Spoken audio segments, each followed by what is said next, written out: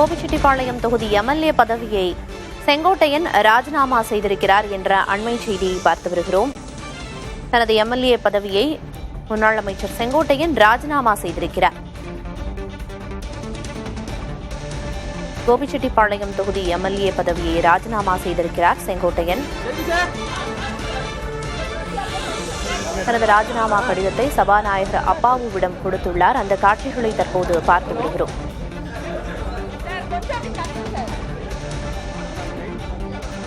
MLA பதவியை செங்கோட்டையன் ராஜினாமா செய்திருக்கிறார். அதிமுகவிலிருந்து நீக்கப்பட்ட நிலையில் அவர் அடுத்து என்ன செய்ய போகிறார், அடுத்த கட்ட நகர்வுகள் என்ன என்ற எதிர்பார்ப்பு எழுந்திருந்த நிலையில் தற்போது தனது எம்எல்ஏ பதவியை ராஜினாமா செய்துள்ளார். தலைமைச் செயலகம் சென்று சபாநாயகர் அப்பாவுவை சந்தித்து தனது ராஜினாமா கடிதத்தை கொடுத்திருக்கிறார்.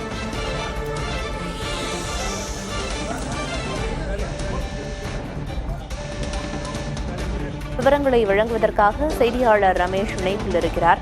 ரமேஷ், ஏற்கனவே தாவகவில் இணைய இருக்கிறதா, செங்கோட்டையின் இணைய இருக்கிறதா தகவல்கள் வந்த வண்ணம் இருக்கும் நிலையில் தற்போது எம்எல்ஏ பதவியையும் ராஜினாமா செய்திருக்காரு. தற்போதைய தகவல் என்ன? மற்றொரு கட்சியில் இணையும் பட்சத்தில் கட்சி தாவல் தடை சட்டம் அதற்கு இருக்கக்கூடாது என்பதற்காக தற்போது தனது எம்எல்ஏ பதவியை ராஜினாமா செய்திருக்கிறார். இதன் மூலமாக தமிழக சட்டமன்றத்தில் அதிமுக எம்எல்ஏக்களின் எண்ணிக்கை 63 குறைந்திருக்கிறது. இந்த 2021 65 பேரோட ஜெயிச்ச தற்போது 63 மாறி இருக்கிறது. இதுல 3 பேர் தனியாக இருக்கிறார்கள். ஒருவர் ஓபிஎஸ், ஒரு வைத்திலிங்கம், மற்றொருவர் குறிப்பாக ஐயப்பன். தற்போது எடப்பாடி அணியில் 60 பேர் இருக்கிறார்கள். தற்போது பார்த்தீங்கன்னு என்று சொன்னால் இந்த 2 ரெசைன்மெண்ட் குறிப்பாக பார்த்தீங்கன்னா மனோஜ் பாண்டியன் ஏற்கனவே அண்மையில் ரெசைன் பண்ணார் ஆலங்குளம் தொகுதியில். தற்போது கோபி செட்டிப்பாளையம் தொகுதியும் தற்போது ஒரு வேக்கன்ட் ஆகக்கூடிய ஒரு சூழல், காலியிடமாக ஏற்படக்கூடிய ஒரு சூழல் ஏற்பட்டிருக்கிறது. செங்கோட்டையின் வருவதற்கு முன்பாகவே சபாநாயகர் அப்பாவு மற்றும் சட்டப்பேரவை செயலாளர் சீனிவாசன் ஆகியோர் அவங்களுடைய அறையில் தயாராக இருந்தார்கள். காரில் இறங்கி வந்தவுடன் கைப்பட எழுதி தன்னுடைய கோபிச்செட்டிப்பாளையம் தொகுதி ஈரோடு மாவட்டத்தில் இருக்கக்கூடிய தனது சட்டமன்ற உறுப்பினர் பதவியை நான் ராஜினாமா செய்கிறேன் சொந்த காரணங்களுக்காக எழுதி கொடுத்திருக்கிறார். இதன் மூலமாக அவருக்கு இன்று முதலிருந்து அவர் விடுவிக்கப்படுவதற்கான வாய்ப்பு இருக்கிறது.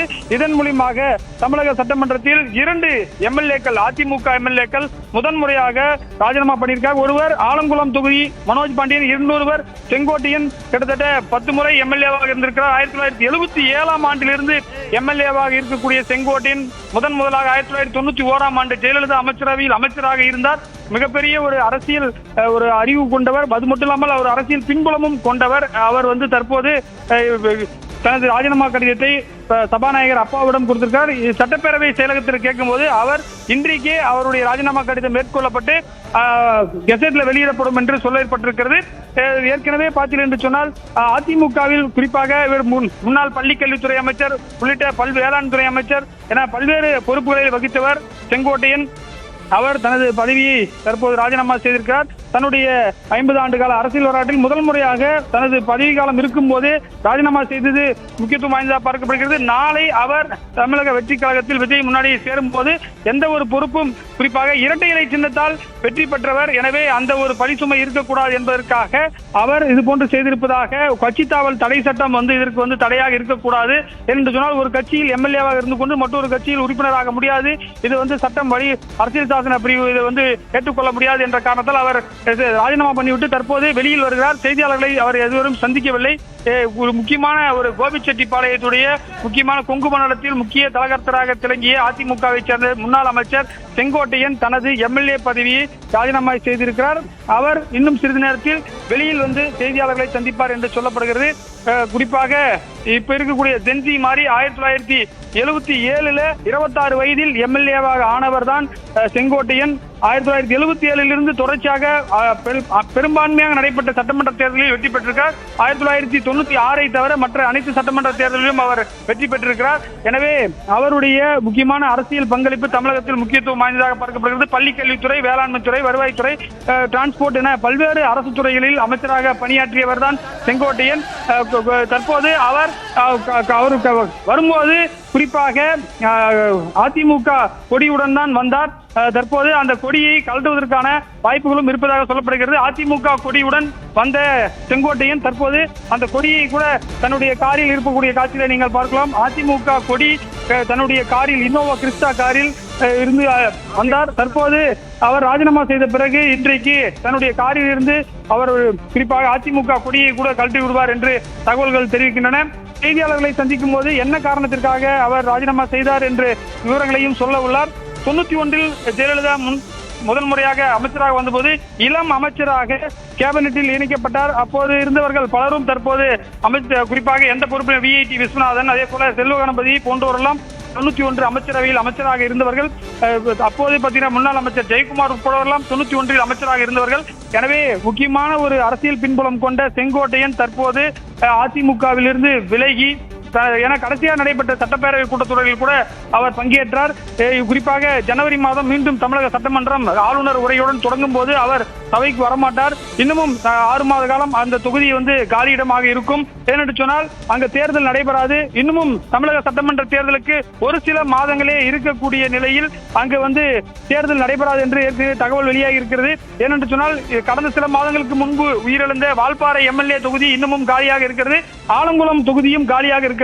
தற்போது தமிழக சட்டப்பேரவையில் காலி இடங்கள் எண்ணிக்கை 4ஆக உயர்ந்திருக்கிறது. இதுதான் தற்போது நமக்கு கிடைத்த தகவலாக இருக்கிறது.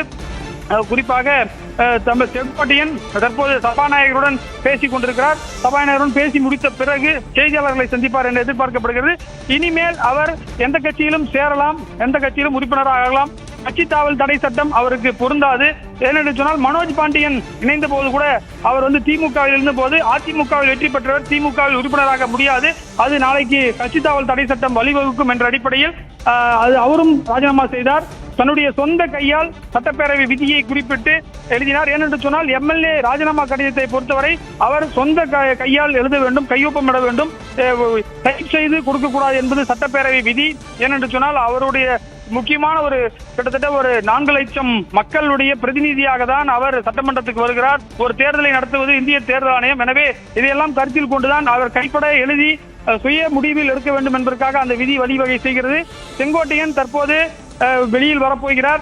2011 எம்எல்ஏவாகி ஜெயலலிதா அமைச்சரவையில் முக்கியமான பொறுப்புகளை வகித்தார். அதற்கு பிறகு 2012ஆம் ஆண்டு அவர் கேபினெட்டிலிருந்து விடுவிக்கப்பட்டார். அதற்கு பிறகு 2016 மீண்டும் வெற்றி பெற்றார். அப்போது அவர் அமைச்சராகவில்லை. அதற்கு பிறகு 2017 மீண்டும் ஓபிஎஸ் இபிஎஸ் இணைந்த பிறகு பள்ளிக்கல்வித்துறை அமைச்சராக 2017 21 வரை இருந்தார். குறிப்பாக தமிழக பள்ளிக்கல்வித்துறையில் பாடத்திட்ட மாற்றம், குறிப்பாக பொதுத் தேர்வில் வெற்றி பெறக்கூடிய மாணவர்களுடைய புகைப்படங்களை பேனர்களாக வைக்கக்கூடாது என்பன போன்ற பல்வேறு சீர்திருத்தங்களை தன்னுடைய ஆட்சி காலத்தில் அமைச்சராக இருந்த காலத்தில் அவர் பெற்றார். தற்போது அண்மையில் அவர் கொடுத்த நேர்காணல்கள் பெரிய சர்ச்சையாகி இருந்த நிலையில் தற்போது அவர் ராஜினாமா கடிதத்தை கொடுத்திருக்கிறார்.